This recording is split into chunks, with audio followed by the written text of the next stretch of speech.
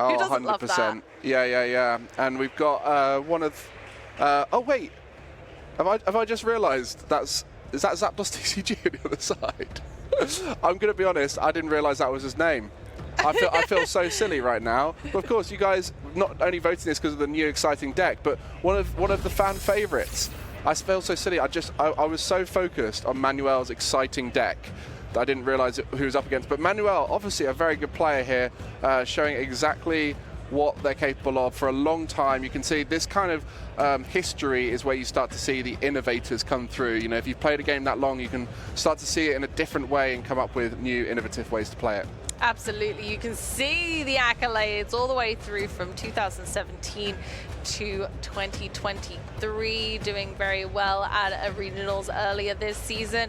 Top 128 is incredibly tough. And of course, there he is. Here we go with an EUIC top 32 in 2019. Oh my goodness. Oh, what a player. And also a player that a lot of people will be very familiar with.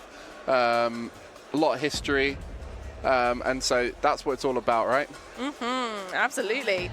Yeah. That's one of the beautiful things about this community, is that you get to socialize, learn who everyone is, and have a fantastic time together.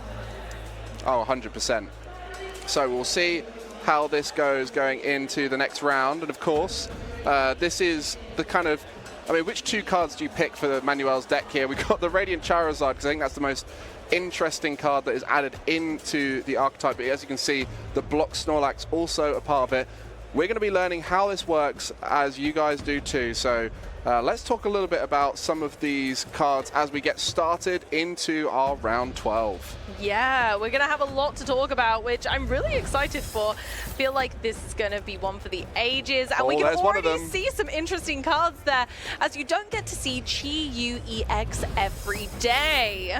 I mean, that Jealously Singe, discard the top two cards of your opponent deck. Very similar to why Crabominable sometimes features in the list. So that will be a card that might come up in the end game to try and accelerate the win condition. But it will be Joshua starting us off here, and looks to be setting up nice and wide early on. Yeah, we've gone ahead and benched that Moltres.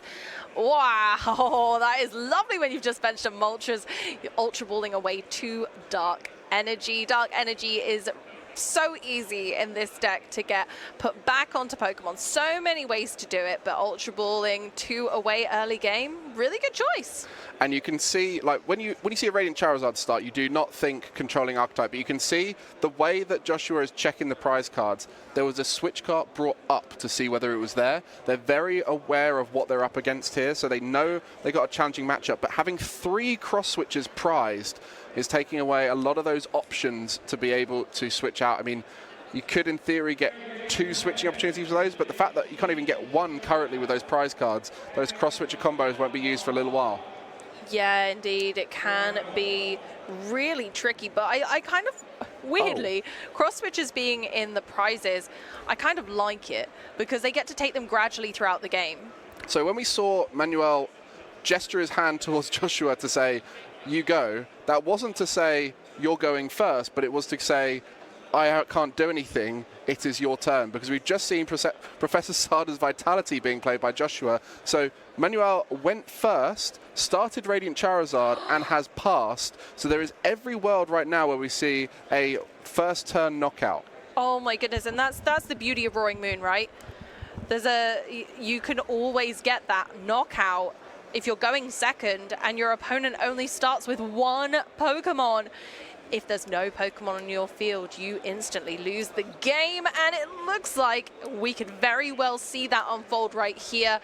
It's never a nice situation, but it's one of the huge strengths of Roaring Moon, and another reason why I love this deck is that you can just go, oh, 1 Pokemon, lovely, well, I've got unlimited damage. Let's go. We get a Dark Patch on Moltres. Moltres' ability can get another one of those energy back from the discard pile. There's a world in which Moltres could even take this knockout. Oh, yeah. I mean, I think right now Josh is trying to work out, what do I do here? If I attach this energy to the Roaring Moon... Oh, there we go. Yeah, so just going for... Oh, a Mew and a Sada. So I can put the Mew down and can just Squawk and Seize. But yeah, thinking about whether to attach that energy, because there is a world where energy switch comes through and then you can just put it straight into the active and get that knockout. That's beautiful. Here we go. I think they've got it, because this is a Forest Seal Stone. They can use their V-Star power to get any card they like. Energy so they switch? could get a switch or an energy switch, but a switch card. Yep, that makes sense. And then in hand already, they've got Pokestop, they've got a Dark Patch, and an Attach for Turn. Oh, and they've even got the Dark Patch there. They've got the ability of the Galarian Moltres still. So loads of different ways to do it here. There it is, and there's the win. There we go. Fastest game we've seen on stream this weekend, I think. Straight away, Roaring Moon showing exactly what it's capable of.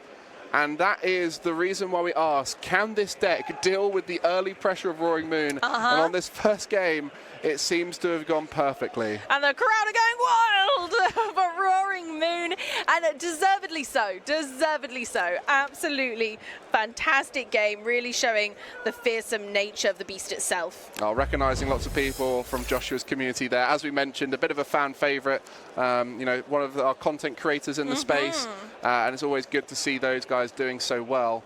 And just unfortunate for Manuele. You know, come on here, we've bigged up his deck and said how great it is, and I think that might be one of the worst starts you can have with the Radiant Charizard and no other ball search. So hopefully that's just a blink and we don't have to worry about it too much, but maybe it is just that Roaring Moon is one of the tougher matchups. Maybe, yeah. I mean, I think in regards to control, Roaring Moon is one of the tougher matchups because, like I said earlier, the attacking power of Roaring Moon, pretty much everything in their deck being able to attack. Like, I imagine Joshua must be over the Roaring Moon with that result just now, being able to take the first knockout straight away. Just cool, that's game one.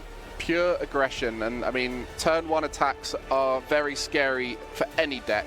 A lot of decks will be able to come back later on, but of course if you can't fill out your bench nice and wide, then it will just put a lot of pressure on. And that Luxray V, again prized.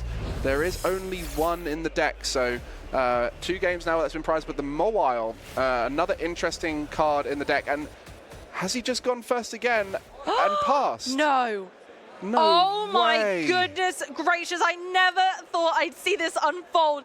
There is a world in which Joshua can make this the fastest game I think I've ever seen on a Pokemon trading card game regionals cast. I mean, you've just got a feel for Manuele right now. You've come onto your stream game here with an innovative deck and you don't even get a chance to show it off. We were literally talking about how we want to work out this deck live, and unfortunately there's not a lot of working out you can do if you just see put a basic down and pass. I do not know what to do with myself right now. I am absolutely speechless. I was about to say how Joshua, you know, 2 battle VIP pass and the prize cards isn't great, but you know what? I don't think it's going to matter. They're just going to do a prize check because I suppose it is important here. They've got to go for it. They've got to put the pressure on. I think that, you know, this is Joshua's moment. Exactly, and just that Ultra Ball to get the Squawkabilly. The hand not looking great. There is a Professor Sada's Vitality in there, but ideally you'd want to do that with some Dark Energy rather than the water that's in there. But it is a possibility to get it done before the Squawk and Seize, but might just look to Squawk and Seize first, going into some fresh cards. Yeah, they still haven't used Pokestop either, so there's lots to do. Oh, that's looking good right there. My goodness. That is looking good. Oh my gosh, yep. Conceal cards away, the Dark Energy, draw 2 cards. Here we go, 2 Earthen Vessels. You can... Don't mind if I do. Oh my goodness. Earthen Vessel away, the other Dark Energy. So it's going to make that Pokestop so much more effective as well. Oh, it really is. I cannot believe my eyes. I mean, this is... and can I just mention the Shiny Energy for a minute? Oh yeah, they are beautiful. I mean, this is just showing you exactly why this deck is so aggressive and powerful early on. You know, with that Squawk and Seize, it's really unlocked the early turns of a lot of these decks. It's such a great inclusion for a deck like Roaring Moon. Same thing for Miraidon. It can really help accelerate those early turns to get a big knockout consistently. And right now, I think, again, the Galarian Moltres might be the target. Just power that up and put it into the active. Yeah, honestly, maybe going first wasn't the right choice. It's easy to say that in hindsight, but I know, maybe you're right. But Roaring Moon has such an advantage going second, right? Because being able to attack and take out pretty much anything with infinite damage isn't just too strong. That's an Ultra Ball and a Dark Dark Patch. Dark Patch! I think he's got it again. I'm not going to lie to you. Yeah. Because there's Dire Flame Wings, attached for turn. They just need a switch card, right? Yeah, Maybe? I mean, the switch card's going to be the hard bit, but we'll be able to get something powered up. I think that's the main downside here. Yeah, I don't know if there's going to be an attack off here from Joshua. Actually, I think you're right. I don't think Joshua's going to be able to switch. Is there anything else? I mean, it could get down to, Luminion. Oh, that's more stuff. Oh my goodness gracious, for Professor Sada's Vitality, because we haven't used a supporter yet. The previous hand regrowth was from our Squawkabilly's Squawkansees. So that's going to get some more cards in hand, some energy into play too. Unfortunately, 2 energy switch are prized. I think one was discarded in that first hand for Joshua, so... Let's go, Professor Sada's Vitality. All right, so it's just going to be the 1 onto the active. What's drawn off these 3 here? Come on, Roaring Moon, Energy, and more Pekko, I think. Yeah, so that's probably not going to be it there. No, that's not enough still. But still, I mean, in a very strong board state still. It's nothing too much to worry about. Pushing for that, totally the right move. Absolutely the right move. And even just getting a board full of energy, not a bad thing. I think the only kind of backlash that I could see from this is that Joshua has benched a lot of Pokemon that don't deal well with control. Especially with that Mawile there ready to go. You could potentially find a way to gust up, say, like the Luminion and use the Mawile there. I mean, one of the cool advantages of this deck, because you've got water energy there, you can get the Luminion out of the active. Squawkabilly, a little bit more access to hitting for 20 damage, but still, there is options there. That's the thing. Squawkabilly would have to attack, 5 times with Motivate? That's true. To KO. I'm sure the pennies will be useful in that scenario. Yeah, so again, we might see a bit of a repeat of what we saw yesterday with our Squawkabilly trapped in the active against Snorlax block. Echoing Horn for very Mew nice. V. Mew V is quite nice for Joshua, I feel, though. At least they get to draw some cards, you know? Yeah, so the Mew, is that the Celebrations Mew? It's Mysterious Tail Mew, yeah. Yeah, so that one can't attack, so that would be a great target for the Mawile. Yeah, it really would. It can't attack. Mysterious Tail does give Josh search for items, though, so they could search their way into a switch card. So I kind of still don't hate it in the active. This is interesting as well. Like, we were talking about going first or second, and you can see this hand here for Manuele. Much better if he'd gone second. You know, having the Arven doesn't actually play any Battle VIP pass, I don't think, but would have been able to start filling out the bench and then get a Nest Ball plus a Forest Seal, and the Forest Seal can get you anything you want, and you got a Rotom, Quick Charge, and you can start rolling with your game plan. Seems to be doing this now with that delay on the gratification, but thankfully survived the first turn this time. Thankfully, I'm pleased. As interesting as it would have been to have had such a quick game, I also don't want that. I want to see some riveting Pokemon trading card game action, and I want to see what Manuel's deck does. Oh yeah, I mean, it obviously thrives in the end game, right? Yeah. It wants to get down to the point where the opponent has one prize remaining to take, disrupt their hand completely, and then use something like Luxray to take out any resources there, using all of the different cards that we typically see in Snorlax control archetypes and utilize those here. So we'll see the Forest Seal Stone will be going down to that Rotom, and developing that rigid board state is key. Indeed, and Manuel does have some evolutions of their own, which I imagine is why they are choosing to go first, because they want to try and get that Pidgeot as soon as humanly possible, so they can always search for a card they need per turn. So they're trying to get the Pidgeot EX fast. But in this instance, I think if you know you're going up against Roaring Moon, would you choose to go second instead, knowing that Roaring Moon can just do exactly what it did in game 1? Well, I guess this is the scenario you're kind of hoping for. Maybe either get 2 basics down or be in a situation where they don't get the knockout. You know, hitting the knockout first turn for Roaring Moon is not impossible, but it doesn't happen every time. So maybe for them, just being that one turn ahead, hoping to get a Pidgey down to evolve it as soon as possible. Maybe that's the key. Yeah, that was a double cross switcher off the top there. That was lovely. I don't know if it's going to be that important right now. I guess you could kind of... I don't know. It's a really tough one because every target on Manuel's board looks scary, right? I'd get the Pidgey. Yeah? See you later, Pidgey. I know. That's what I'm feeling. I'm like, the Morwell's a pest. The Pidgey is the consistency. The Rotom is 2 prize cards. I guess the mindset here for Joshua is that they can always take out the Pidgey as a Pidgeot, right? Mm-hmm. And with that, you're better off saving those switch outs in case of some kind of disruption next turn. They've gone for the Morwell. I think with the amount of vulnerable Pokemon on Joshua's bench, I think that's completely fair and a great decision. And you can get 2 prizes off of a Pidgeot EX when you go for that instead. Yeah, we'll take it. Manuel does have a fantastic hand, though. I know he's already got the rare candy in there. Just going ahead and playing a Nest Ball to begin with to search the deck for a basic Pokemon. 2 counter catchers as well. We saw that off the Pokestop. Yeah, we did. That's true. Going Almost for another definitely Pidgey. going to be played. Oh, yeah. 1,000%. Another Pidgey there. Always good, keeping options open just in case. But 2 Pidgeot, is it necessary? Not sure. Not sure yet. It might just be that safety net, having 1 Pidgeot EX and then 1 Pidgey ready to evolve in case of emergencies. A little backup plan. But we'll see what the game plan here. Ooh, really having to dig. So, okay. Pretty good Pokestops here for Manuel. And yeah, we know there's a Snorlax in that hand too. So in theory, if they're able to get a Pidgeot EX here, retreat into a Snorlax and gust up something on the bench, we'll see something very traditional with the block Snorlax, just to create some time. And then what I really want to see about this deck is, what does it do at the end of the game once it's done all this disruption? Yeah, what do that deck do, though? what does it do once it's got the disruption down? Does it use the Radiant Charizard? Does it use the Chi-Yu? I'm intrigued. Here we go. Here we go. The Lumineon forward. And I think that's a good call. Manuel's seen Joshua discard Water Energy.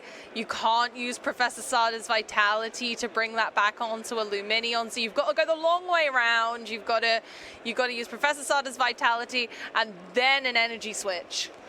Well, this could have been an interesting one as well. If we saw a Pidgeot EX getting discarded off of that Pokestop, then the other one is in the prizes, so that could have been quite the problem, and that's what the risk of playing Pokestop is. If you're a deck that doesn't lean into it, it can sometimes throw your game plan off completely.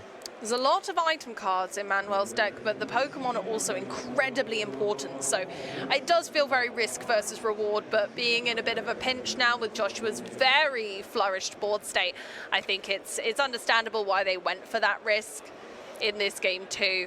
And they're going for another instant charge, leaving block Snorlax in the active. Here we go again, chat. Here we go again. Can Joshua bounce out of that? We know they can. Well, the thing about it is Manuel didn't evolve the Pidgeys knowing that they could be a target here for something like a cross switcher, for something like a boss and a switch. And so they don't want to give a 2-prizer early on, knowing that their hand isn't going to get disrupted right now. Joshua not playing any kind of disruption. It's pure, I'm going to set up a Roaring Moon, knock you out as fast as possible, and create a solid board state that doesn't matter if there's disruption involved. Joshua was just having a look there at how many bosses orders they had in deck. They saw 1. They only have the 1.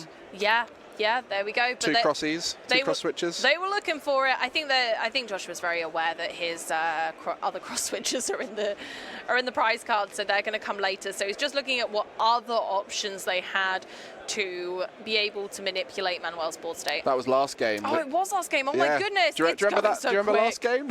It went by in a flash. Could you roll that back for me, Mike? What turn 1 happened? knockout. Oh, you're right. It's 2 cross energy switch in the prizes this time. You're quite right. Ugh.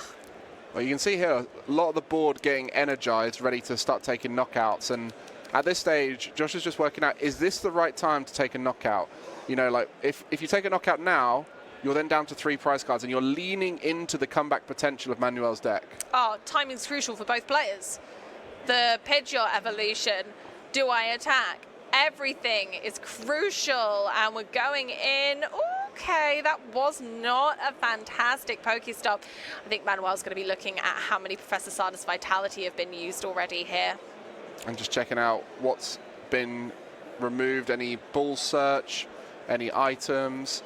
Yeah, I mean, this is the skill of the deck. Yeah, there's the cross switches ready to go. I mean, you have to be aggressive as the Roaring Moon, right? You can't wait around, because the longer you wait, the more opportunity for disruption Manuel has. Absolutely. There's no two ways about it. You have to be on the ball. And to me, it looks like Joshua knows what they're doing against a control variant deck, but what happens when Manuel starts to get aggressive as well? It's also, realistically, this... Oh, here we go! There it is. How are they going to do it? Are they going to keep the stadium in play? Because you saw the emergency jelly go down, so maybe going to go for the frenzy gouging here.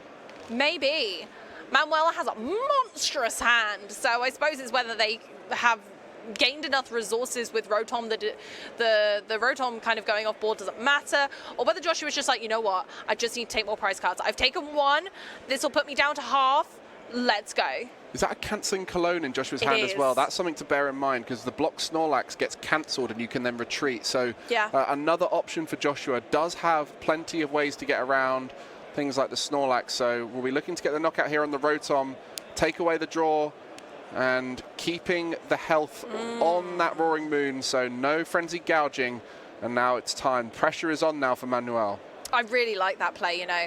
And I was saying at the beginning of the match that Joshua didn't have a typical Roaring Moon deck, and the Emergency Jelly and the Cancelling Cologne are two of the cards that I picked out in my mind as, ooh, actually, that Cologne could be a saving grace here. It's also good at getting through a Mimikyu. If you see Mimikyu put down, doesn't allow rule box Pokemon to attack into it. If you use that Cancelling Cologne, anything can knock it out. So there we go. A Stormy Mountain, another fun little card we haven't seen for a little while. For those of you who don't remember what it does, allows you to search your deck for a basic Lightning Pokemon or a basic Dragon Pokemon and put it onto your bench, then shuffle your deck. So that'll be to really get that Rotom out and going in those early turns. Yeah, it's a useful stadium bump as well. Just, I can't think of many other stadiums that kind of would benefit Manuel's deck. So going for something that you're like, okay, it's another search. It's essentially a ball search in disguise. Dragon types aren't big right now in the meta, so it's not really going to benefit my opponents much. It's really only Miraidon that you'd need to worry about. Maybe Giratina. Yeah, just but Giratina. They don't need it. They've got plenty of options. They're all good. And there we go. A nice bit of disruption. First one of the game, I believe, with our INO. Yeah, it was time. It was absolutely time. Well, we'll see. The other target for the Stormy Mountain is the Luxray. Oh, yeah. You know what? I forgot about Luxray because it's been prized both games. Yeah, and speaking of prizes, a heavy ball will be able to get it. Oh, there he is. There it is. So for those of you who don't know about the Luxray V, it was included in some new VMAX decks, but it's a very good way to disrupt decks that need a lot of item cards and just trainer cards in general. Your opponent reveals their hand, discard a trainer card you find there, and it also has that benefit of your opponent revealing their hand, which is always useful for controlling archetypes. Yeah, being able to just look at someone's hand and know whether you have the advantage, knowing whether you should disrupt, knowing exactly what the potential that they can inflict upon you is. In this instance, Manuel probably doesn't know about that Cancelling Cologne. And that could be short-lived. Yeah, I mean, that's the disadvantage of that first game being so quick, is Manuel didn't get to find any of the cards in Joshua's deck. So the switch card that we just saw drawn off the top, the Cancelling Cologne, now knows about the cross switches, so we'll assume there are 2 more in there. Yeah, I think it's a safe assumption. There's at least 1 more cross switcher, but most Roaring Moon decks that are playing this Pokestop high item variant will be certainly going for 4.